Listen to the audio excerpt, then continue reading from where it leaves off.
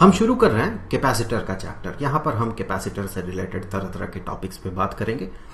अलग अलग कैपेसिटर्स जैसे कि पैरेलल प्लेट कैपेसिटर हो गया, स्फेरिकल कैपेसिटर हो गया, सिलिंड्रिकल कैपेसिटर हो गया, इन सारे कैपेसिटर्स के अंदर इलेक्ट्रिक फील्ड कैसा बनता है, ये कितना एनर्जी स्टोर करके रखता है, ये सारे चीजों पे हम बात करेंगे। तो इन चीजों पे बात करने से पहले एक टर्म क्लियर हो जाना चाहिए, इसका मतलब क्या है, वो है कैपेसिटेंस। कैपेसिटेंस एक कंडक्टर का कैपेसिटेंस कितना होता है, इसे समझने के लिए आपको सबसे पहले यह समझना होगा कि अगर हम एक बॉडी को, कोई भी एक बॉडी हो, इसे अगर कुछ चार्ज प्रोवाइड करते हैं तो इस बॉडी का पोटेंशियल बनता है। कुछ पॉजिटिव चार्ज प्रोवाइड करें तो इसका पोटेंशियल पॉजिटिव होगा, नेगेटिव चार्ज प्रोवाइड करने से इसका पोटेंशियल नेगेटिव होगा। यह हमने पोटेंशियल के चैप्टर में देखा था। चलिए, ऐसा क्यों होगा इसका एक रफ आइडिया ग्रो कर लेते हैं।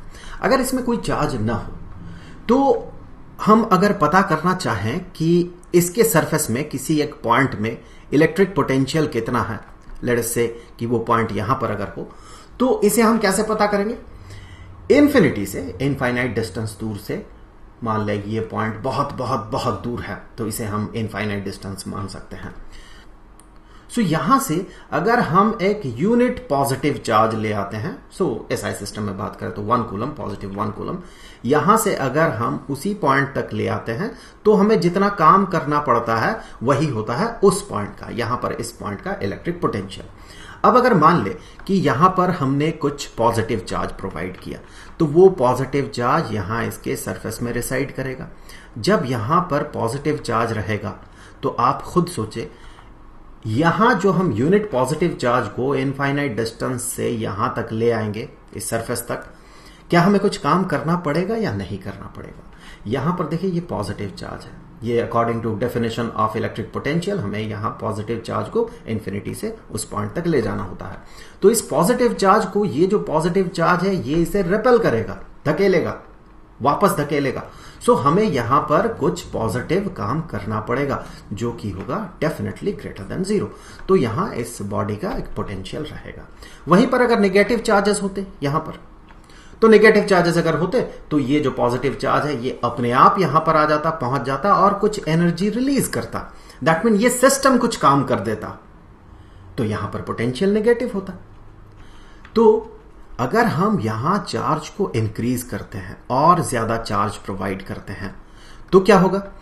अब जो आप इन्फिनिटी से यूनिट पॉजिटिव चार्ज को यहां तक ले आएंगे तो ये जो है, ये बॉडी जो है उसे ज्यादा से ज्यादा रिपेल करेगा, तो हमें ज्यादा काम करना पड़ेगा।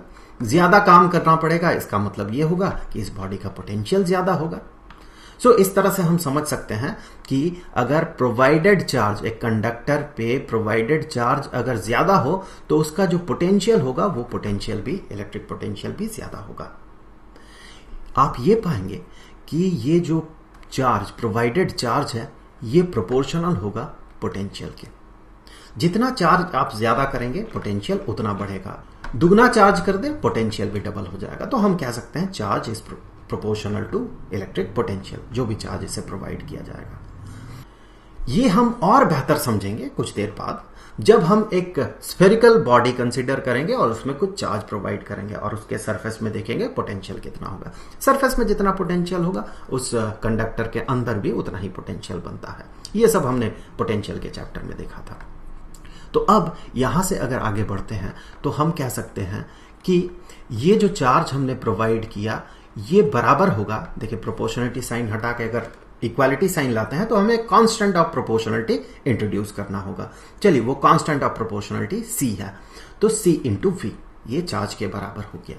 यहां पर ये जो C है इसे कहा जाता है कैपेसिटेंस। कैपेसिटेंस ये अलग अलग बॉडीज के लिए अलग अलग होगा।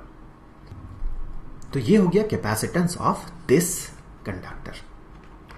तो अगर हम C को यहां से डिफाइन करें, कैपेसिटेंस को, तो हम यहां से आगे कह सकते हैं कि जो कैपेसिटेंस है, ये कैपेसिटेंस ये बराबर हो जाएगा प्रोवाइडेड चार्ज डिवाइडेड बाय जितना उसका पोटेंशियल है।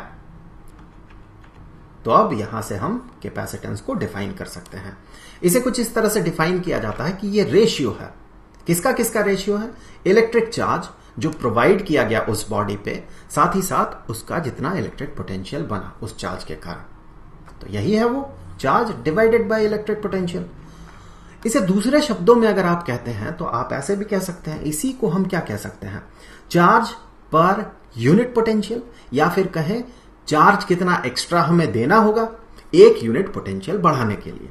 तो कैपेसिटेंस ऑफ ए कंडक्टर, इसे हम ऐसे भी कह सकते हैं, जितना एक्स्ट्रा चार्ज जरूरत होगा इसका पोटेंशियल को एक यूनिट बढ़ाने के लिए। तो इस तरह से हम कैपेसिटेंस को डिफाइन करते हैं। अब अगर मान ले एक स्फेरिकल कंडक्टर हो, स्फेरिकल कंडक्टर कुछ ऐसा, तो फिर इसका कैपेसिटेंस कितना होगा ये चलिए पता लगा लेते हैं। और ये कैसा स्फेयर है, इसका डायमेंशन, दैट मीन यहां पर हम कहेंगे इसका जो रेडियस है, ये रेडियस जो है ये r है। और हमने यहां पर प्रोवाइड किया कुछ चार्ज, हमने प्रोवाइड कर दिया मान ले q अमाउंट ऑफ चार्ज, तो वही चार्ज इसके सरफेस में डिस्ट्रीब्यूटेड हो जाएगा। चलिए पॉजिटिव q चार्ज हमने प्रोवाइड किया, जो चार्ज इसके सरफेस में रिसाइड करेगा। अब अगर आप देखें कि इसके सरफेस में पोटेंशियल कितना होगा, इलेक्ट्रिक पोटेंशियल, तो इसके सरफेस में एक पॉइंट ये, यहां पर इसका जो पोटेंशियल होगा, ये पोटेंशियल ये बराबर होगा 1/4 पाई एप्सिलॉन नॉट इनटू जो चार्ज इसे प्रोवाइड किया गया डिवाइडेड बाय जितना इसका रेडियस है। दैट मीन वो पॉइंट इस बॉडी के, इस स्फेरिकल बॉडी के सेंटर से जितना दूर है। कितना दूर है, r डिस्टेंस दूर है, यहां से यहां तक का डिस्टेंस r होगा। इसे आप मैथमेटिकली प्रूव कर सकते हैं। वैसे यहां पर सिंपली अगर देखें तो अगर कोई पॉइंट इस बॉडी के बाहर अगर हो, इस बॉडी के बाहर, और बॉडी अगर स्फेरिकल हो इस तरह का, या फिर उसके सरफेस में हो, यहां पर देखिए ये अंदर हो जाएगा बॉडी के, इन पॉइंट्स की बात नहीं कर रहे हैं हम, बाहर की बात कर रहे हैं, तो फिर ये सारे चार्जेस ऐसे बिहेव करते हैं मानो कि वो सारे चार्जेस इसके सेंटर में रिसाइड कर रहा हो। तो अगर पूरा Q चार्ज इसके सेंटर में रिसाइड कर रहा हो, ऐसा बिहेव करता है, मैं आपको फिर से बता दे रहा हूं, ऐसा बिहेव करता है, तो पूरा चार्ज अगर इसके सेंटर में रिसाइड करेगा, बिल्कुल इसके सेंटर में, इस पॉइंट में, तो आप देखें Q चार्ज से यहां का इस पॉइंट का डिस्टेंस जो होगा ये r होगा। तो ऑब्वियस सी बात है, यहां पर जो पोटेंशियल बनेगा, हमने पोटेंशियल के चैप्टर में देखा था, उसका फॉर्मूला जो बनेगा वो कुछ ऐसा होगा। तो अब यहां से आगे हम ये देखेंगे कि इस स्फेरिकल जो कंडक्टर है इसका कैपेसिटेंस कितना होगा। तो जैसे कि हमने देखा, हमने चार्ज प्रोवाइड किया Q, उसके कारण पोटेंशियल इतना बना, तो इसका जो कैपेसिटेंस होगा वो अगर इस फॉर्मूला से देखें तो वो कुछ इतना होगा, capacitance is equal to provided charge divided by इसका जो पोटेंशियल है, ये पोटेंशियल कितना है 1/4 pi epsilon not into provided charge divided by r। यहां से ये Q और Q न्यूमरेटर डिनोमिनेटर से कैंसिल हो जाएगा, और डिनोमिनेटर का जो डिनोमिनेटर है वो न्यूमरेटर में चला जाएगा। तो यहां से आगे हम कह सकते हैं कि ये बराबर हो जाएगा 4 पाई एप्सिलॉन नॉट इनटू r के।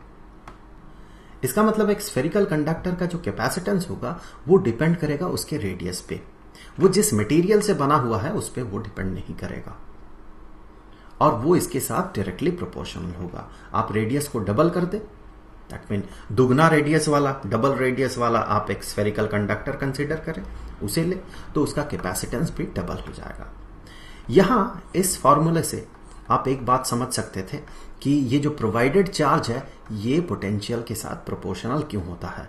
इस इक्वेशन से ये क्लियर है। आप ध्यान से देखें, एक कंडक्टर के लिए ये जो टर्म है ये कांस्टेंट हो जाएगा, किसी भी कंडक्टर के लिए, स्फेरिकल कंडक्टर के लिए।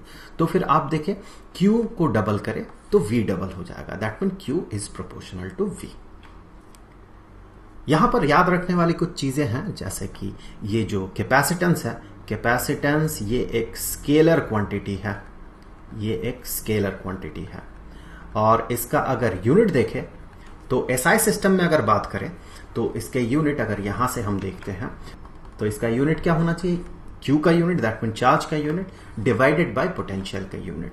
तो इसका एसआई यूनिट जो होगा वो होगा coulomb, coulomb for unit of charge divided bye जो पोटेंशियल का यूनिट है जो कि है वोल्ट। तो तो ये हो गया इसका एसआई यूनिट। इसी को हम एक दूसरे नाम से जानते हैं जो कि है फेराड। किसी बॉडी का कैपेसिटेंस 1 फेराड होने का मतलब यह होगा कि आपने 1 कूलम चार्ज दिया उस बॉडी पे, उसका पोटेंशियल 1 वोल्ट बढ़ गया। 2 कूलम चार्ज आपने दिया उस बॉडी पे, उसका पोटेंशियल 2 वोल्ट बढ़ गया। ये फेराड जो है ये एक बहुत बड़ा यूनिट होता है, इसीलिए नॉर्मली हम जो यूनिट यूज करते हैं वो होता है माइक्रो फेराड, पिको फेराड, इसी तरह का यूनिट्स, छोटे यूनिट्स होते हैं। तो आज के लिए इस वीडियो में इतना ही। आगे के वीडियोस में हम कैपेसिटर्स पे बात करेंगे। तो मिलते हैं आपसे अगले वीडियो में, तब तक के लिए गुड बाय।